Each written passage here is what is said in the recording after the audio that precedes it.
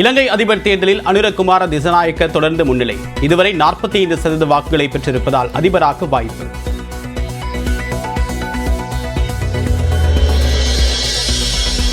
இலங்கை அதிபர் தேர்தலின் நாயகனாக உருவெடுத்த தேசிய மக்கள் சக்தி கட்சியின் தலைவர் அனுரகுமார திசாநாயக்க 2019 வெறும் 3% வாக்குகளை பெற்ற அனுராவின் வியக்க வைக்கும் வளர்ச்சி.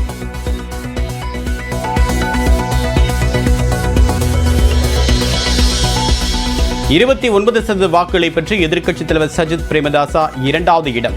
16% வாக்குகளுடன் தற்போதைய அதிபர் ரணில் விக்ரமசிங்கே 3ஆம் இடம்.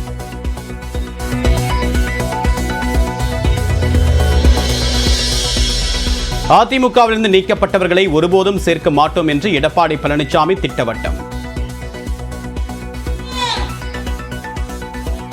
அண்ணா திராவிட முன்னேற்ற கழக பொதுக்குழு எடுத்த முடிவு 4 பேர் பொறுப்பில் இருந்தும் அடிப்படை உறுப்பினர் நீக்கப்பட்டவர் நீக்கப்பட்டதுதான். இணைப்பு என்ற பேச்சுக்கே இடமில்ல. திமுக கூட்டணி புகைகிறது, விரைவில் பற்றி எரியும் என்றும் பேச்சு. திமுக கூட்டணியில புகைய ஆரம்பிச்சிட்டது. நெருப்பு பிடிச்சிடும். பிடிச்சா அந்த கட்சி அதோட இந்த ஆட்சிக்கு கூட்டணி தான் முட்டு கொடுத்திருக்குது. கூட்டணி இல்லை என்றால் திமுக படுதோல்வியை சந்திக்கும். அதிமுக ஒன்றிணைந்து விடுமோ என்ற அச்சத்தில் எஸ்பி வேலுமணி மீது வழக்கு. அதிமுகவை இணைக்கக்கூடிய முயற்சியில் எஸ்பி வேலுமணி ஈடுபட்டிருப்பதாக செய்தி வெளியானதை சுட்டிக்காட்டி ஓ பன்னீர்செல்வம் குற்றச்சாட்டு.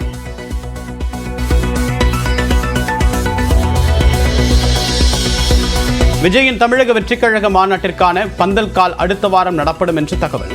மாநாட்டுக்கு 1 வாரம் முன்பே அனைத்து பணிகளையும் முடிக்க திட்டம்.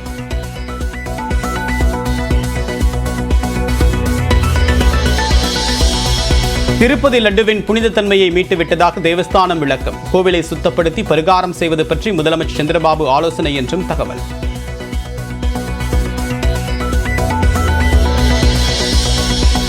குவாட் உச்சி மாநாட்டில் இந்தியா, அமெரிக்கா, ஆஸ்திரேலியா, ஜப்பான் நாடுகளின் தலைவர்கள் ஆலோசனை. அடுத்த ஆண்டு இந்தியாவில் குவாட் உச்சி மாநாடு நடைபெறும் என்று பிரதமர் நரேந்திர மோடி அறிவிப்பு. राष्ट्रपति बाइडेन और सभी साथियों का अभिवादन करता हूं। 2025 में क्वाड लीडर्स समिट का आयोजन भारत में करने में हमें खुशी होगी।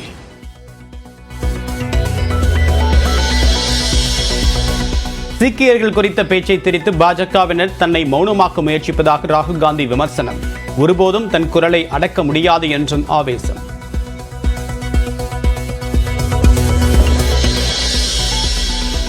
செஸ் ஒலிம்பியாட் 10வது சுற்றில் அமெரிக்காவை வீழ்த்திய இந்தியா. தங்கப் பதக்கத்திற்கான ரேஸில் தொடர்ந்து முதலிடம். இலங்கையின் அதிபராக அனுரகுமார திசாநாயக்க வருவதற்கான வாய்ப்புகள் இருப்பதாக தற்போதைய முடிவுகள் காண்பிக்கின்றன. குறிப்பாக தபால் வாக்கு முடிவுகள் தற்போது வெளியாகி இருக்கிறது. இன்னும் நிறைய முடிவுகள் வெளிவர இருக்கின்றன. ஆனால் இந்த தபால் வாக்கு முடிவுகளில் 50%க்கும் மேலாக தொடர்ச்சியாக முன்னிலை வகிக்கிறார் அனுரகுமார திசாநாயக்க. இது ஒரு வரலாறு படைக்கும் அம்சமாக மாறுவதற்கான வாய்ப்புகள் உள்ளது. அது மட்டுமல்லாமல் இந்த முறை மும்முனை போட்டி நிலவும் நிலையில் வாக்குகள் பிரியும் என்று எதிர்பார்க்கப்பட்ட சூழலில் தொடக்க முடிவுகள் பொறுத்தவரையில் முன்னிலையில் அனுரகுமார திசாநாயக்க தான் இருக்கிறார். இந்நிலையில் தற்போது நம்முடைய நியூஸ் 18 தமிழ்நாட்டின் ஆசிரியர் கார்த்திகை செல்வன் இணைந்திருக்கிறார். சார், இந்த முடிவுகளை பொறுத்த வரைக்கும் மும்முனை போட்டி இருக்கும் தான் சொல்லப்பட்டுச்சு. ஆனா எதிர்பார்த்ததை விட முன்னாடியே கணிப்புகள் இருந்தது அனுராவுக்கு நிறைய ஆதரவுகள் இருக்கும்னு. ஆனா இந்த முறை 3% இருந்து அவர் 50% தாண்டுவார் அப்படின்றதுதான் தொடக்க நிலையாக இருக்கிறது. தொடர்ச்சியா நம்ம நியூஸ் 18ல நீங்களும் இலங்கை கள நிறுவனங்களை வழங்கிட்டே இருக்கீங்க. எதிர்பார்க்கப்பட்ட அளவு இல்லைனாலும் அதை கூடுதலாகவே இருக்கு. 10 மடங்கு வாக்குகளை பெறுவார். கடந்த முறை 3.16% வாக்குகள் இருந்த அனுராவுடைய வாக்குகள் இன்னும் ஒரு 10 மடங்கு கூடும், 30% மேல வரும், மும்முனை போட்டி இருக்குன்னு எதிர்பார்த்தோம். ஆனால் அதை கடந்து 52.67% வாக்குகள் இன்னைக்கு இப்போ இருக்கக்கூடிய சூழல்ல தொடக்க நிலை தான். கிட்டத்தட்ட 6 லட்சம் வாக்குகளை அவர் பெற்றிருக்காரு. ஒட்டுமொத்தமா 50 லட்சம் வாக்குகளை பெறும்போது அவர் அதிபராக வெற்றி பெற முடியும். எதிர்க்கட்சி தலைவர் சஜித் பிரேமதாசா 21.79. இந்த 2ல இப்போதைய அதிபர் இல்லை, ரணில் விக்ரமசிங்கே இந்த ரேஸ்லேயே இல்லை, 3வது இடத்துக்கு தள்ளப்பட்டிருக்கிறார். இலங்கை வரலாற்றில் இதான் முதல் முறை ஒரு அதிபராக இருக்கக்கூடியவர் 3வது இடத்துக்கு தள்ளப்படுறதும் 5 ஆண்டுகளில் இப்படி ஒரு மிகப்பெரிய அளவுக்கான ஒரு மாற்றத்தை, ஒரு லேண்ட்ஸ்லைட் விக்டரின்னு சொல்லலாம், அந்த அளவுக்கானது. ஒரு இடதுசாரி தத்துவத்தை முன்னெடுக்கக்கூடியவர், இலங்கை ஒரு வரலாற்றிலே எடுத்துக்கிட்டா கூட ஒரு அதிபராக வரக்கூடியவர், இடதுசாரி சிந்தனையோடு வரக்கூடியவர் முதலாவதாக விருதா இருப்பார்னு நினைக்கிறேன். நம்ம மாவட்டங்கள் தோறும் இருக்கக்கூடிய முடிவுகளையும் பார்த்தோம்னா அவங்களுக்கும் ஒரு கிளாரிட்டி இருக்கலாம், ஒவ்வொரு மாவட்டமாக இருக்கக்கூடியது. எடுத்தோடனே இப்போ அனுராதபுரம், எஸ் சொல்லுங்க. அனுராதபுரத்தை பொறுத்த வரைக்கும் இது அனுரகுமார திசநாயக்கவுடைய சொந்த மாவட்டமாக இருக்கிறது. இங்கு அவருக்கு 61.23% வாக்குகள் இருக்கிறது. அது மட்டுமல்லாமல் பிற மாவட்டங்களில் நம்ம பார்த்தோம்னா ராஜபக்ச குடும்பத்தினருக்கு என்று அது நம்ம அடுத்தது அவங்களுடைய டாமினன்ட் ஏரியாவும் நம்ம பார்க்க போறோம். கிட்டத்தட்ட ஹம்மந்தோட்டாலாம் கைவிட்டு போயிருக்குது, அவங்களுடைய கோட்டைன்னு சொல்லுவாங்க, ராஜபக்சே மஹிந்தாவுடைய ஃபேமிலிக்கான கோட்டைம்பாங்க. அதையும் நம்ம பார்க்க போறோம். இதுல வந்து அனுரகுமார 61.23%. தென்னிலங்கையில் பெரும்பாலான இடங்கள்ல 60% வாக்குகளை பெறுகிறார். நீங்க வந்து அதே போல அடுத்ததா சஜித் 20%, ரணில் 15.37. இந்த வித்தியாசம் பார்த்தீங்கன்னா 2 பேருக்கு இடையில 40% வாக்குகள். ரொம்ப ஏர்லி ட்ரெண்ட்ஸ் தான், ஆனாலும் அந்த தொடக்க நிலையிலேயே மிகப்பெரிய அளவுக்கான ஒரு அட்வான்டேஜ் இது வருது. அனுராதபுரம் வந்து இவருடைய சொந்த மாவட்டமும் கூட. அடுத்தடுத்த மாவட்டங்களில் நம்ம குயிக்கா பார்த்தோம்னா நீங்க சொல்லக்கூடிய அந்த அப்சர்வேஷன்ஸும் கிடைக்கும். எஸ், கொழும்பு பொறுத்த வரைக்கும் முன்பு கணிப்புகள்ல சொல்லியிருந்தாங்க ரணிலுக்கு அங்கு ஆதரவு இருக்கும் என்று. ஆனால் இங்கேயும் அனுரகுமார திசநாயக்க தான் 61.02% வாக்குகளை எடுத்திருக்கிறார். அதற்கு அடுத்த இடத்தில் தான் ரணில் 2வது இடத்துக்கு வராரு. ஆனாலும் வேறுபாட்டை பார்த்தீங்கன்னா டிஃபரன்ஸ், அந்த மார்ஜின் வந்து 40%, கிட்டத்தட்ட 39%, 61.02, ரணிலோடது 22.36 அப்படிங்கிறது. இப்போ தொடக்க நிலை தானாலும் கூட அந்த ஏர்லி அட்வான்டேஜ் வந்து இது இந்த டிஃபரன்ஸ் வந்து மேட்ச் பண்ணவே முடியாதுங்கிற அளவுக்கு இருக்கு.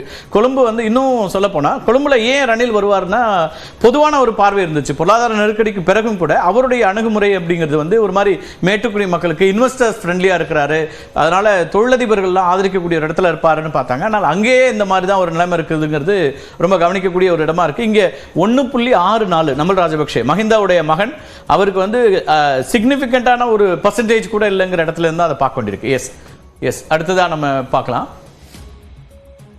இது எல்லாமே தென்னிலங்கை பகுதிகள் தான். இங்கேயும் அவங்க வந்து 55% வாக்குகள். அந்த வேறுபாடு பார்த்தீங்கன்னா அடுத்தது 24, 30% மேலான டிஃபரன்ஸ். அடுத்தது போலாம். இங்கேயும் நம்மளுக்கு வந்து 3% தான். இங்கே ரெலவன்ஸே இல்லை. இந்த தேர்தலை பொறுத்த வரைக்கும் நமல் ராஜபக்சே வெற்றி பெற மாட்டார்னு அவங்களுக்கும் தெரியும். ஆனால் அவங்களுடைய ஐடியா என்னவா இருந்ததுன்னா கட்சியை சர்வைவ் பண்றதுக்கான ஒரு அட்டெம்ப்ட் அப்படிங்கிறதா இருந்தது. எஸ், அம்பந்தோட்டா இது ரொம்ப முக்கியமா நம்ம இதுதான் பேசியிருந்தோம். எஸ் சொல்லுங்க. ராஜபக்ச குடும்பத்தினருக்கு என்று இங்கு நிறைய வாக்குகள் உண்டு, செல்வாக்கு மிகுந்த பகுதியாக இருந்தது. இன்ஃபேக்ட் சொல்ல போனா இந்த வாக்குகளை நம்பிதான் இந்த முறை நமல் ராஜபக்சவ அவர்கள் களமிறக்கினார்கள் அப்படின்னு சொல்லலாம். ஏன்னா மஹிந்த ராஜபக்சவ ஹீரோவா பார்க்கக்கூடிய மக்கள் இந்த இடத்துல தான் இருந்தாங்க. இது ஒண்ணு மட்டும்தான் அவங்க நம்பிக்கையா வச்சு இந்த தேர்தலில் களமிறங்கினாங்க அப்படின்னு சொல்லலாம். ஆனா அங்கேயுமே அவங்களுக்கு பயங்கரமான சரிவு ஏற்பட்டு 7.23% தான் இருக்கு. இங்கேயும் அனுரதான் லீடிங்ல இருக்காரு. ராஜபக்சே குடும்பத்தினுடைய ஒரு கோட்டை அப்படின்னு அந்த பகுதியை சொல்லுவாங்க. அம்மந்தோட்டா வந்து நமக்கு எல்லாருக்கும் தெரியும். அங்க துறைமுகம்லாம் அட்டெம்ப்ட் எடுத்தாரு, சீனாவோட இன்வெஸ்ட்மெண்ட் எல்லாம் வந்தது, நமக்கு ரொம்ப பெரிய கன்சர்ன், இந்தியாவோட கன்சர்ன் இருந்த இடம். அங்க அனுரகுமார திசநாயக்க ஏகேடின்னு அவங்க ஷார்ட்டா அவங்க எல்லாரும் கூப்பிடுறது. 52.17 ஒரு பெரிய சேஞ்ச் அங்க நடந்திருக்குன்னு நினைக்கிறோம். களத்துல ஒரு பெரிய மாற்றம். அடுத்ததா சஜித் வந்து அந்த இடத்துக்கு வராரு. நீங்க வந்து ஒரு இரட்டை இலக்கத்தையே அடைய முடியாத இடத்துல தான் நம்ம இருக்காரு இப்போது நிலைமையில. இன்னும் மாறலாம், இன்னும் வாக்குகள் நிறைய எண்ணப்பட வேண்டியிருக்கு. அம்பந்தோட்டா ரொம்ப முக்கியமான ஒரு பகுதி. ராஜபக்சேவுடைய 20 ஆண்டுகள்ல ராஜபக்சே குடும்பம் பெரிய அளவுக்கு தாக்கம் ஏற்படுத்தாத ஒரு தேர்தல் இது. அதுவும் ரொம்ப முக்கியமா பார்க்க வேண்டியிருக்குது. எஸ், அடுத்த மாவட்டங்கள் நம்ம பார்க்கலாம். எஸ் குயிக்கா. எஸ், மாத்தளையை பொறுத்த வரைக்கும் இங்கேயும் அனுரகுமார தான் லீடிங்ல இருக்காரு. அதற்கு அடுத்த இடத்துல ரணில் வராரு. இங்கேயும் ராஜபக்ச குடும்பத்தினரை பொறுத்த வரைக்கும் 1.78% வாக்குகள் தான் இருக்கு. எல்லாமே தென்னிலங்கை ஒட்டி இருக்கக்கூடிய மாவட்டங்கள். அடுத்த மாவட்டங்களையும் பார்க்கலாம். குயிக்கா நம்ம அடுத்த மாவட்டங்களையும் பார்த்துடலாம். தமிழ் மாவட்டங்கள் எப்படி இருக்கு? மாத்தறை அதே போல 58%, அதே டிஃபரன்சஸ். அடுத்த மார்ஜின் பார்த்தீங்கன்னா எல்லா மாவட்டங்கள்லையும் 30-40 மார்ஜின் இருக்கு. 2வது இடத்துல வரவங்களுக்கு மொனராக்கலை இங்கேயும் 58-23. இந்த டிஃபரன்ஸும் 25% மேல டிஃபரன்ஸ் இருக்கக்கூடிய ஒரு இடமா இருக்கு. நுரேலியா ரொம்ப முக்கியமான ஒரு பகுதி. எஸ் சொல்லுங்க. யா, இங்கேயும் அனுரகுமார் தான் லீடிங்ல இருக்காரு. 47.15% வாக்குகள் இருக்கு. அதற்கு அடுத்த இடத்துல பார்த்தோம் என்றால் ரணில் இருக்காரு. அதற்கு அடுத்து சஜித், நமல் இங்கேயும் 1.62% தான். இன்ஃபேக்ட் சொல்ல போனா சுப்ரீம் கோர்ட்டே அங்க தெரிவிச்சிருந்தாங்க இவர்களுடைய குடும்பம் தான் இந்த சரிவுக்கு காரணம் என்று. அது இப்ப வாக்குகள்ல பெரும் அளவு இம்பாக்டை ஏற்படுத்தி இருக்கு அப்படின்றதுக்கு இந்த குறைவான மூன்றாவது இடத்துக்கு போறதுக்கான காரணமும் அதுதான். கடந்த 2 ஆண்டுகள்ல அவர் ராஜபக்சே கட்சியினுடைய எம்பிக்களை டிபெண்ட் பண்ணி தான் இருந்தாரு, அவங்க ஆதரவுல தான் இருந்தாருங்கிறதுனாலே அவருக்கு ஒரு பின்னடைவும் இருந்தது. அடுத்த மாவட்டங்களையும் நம்ம பார்க்கலாம். புலனர்வு இதுலயே 60க்கு மேல இருக்கிறாரு.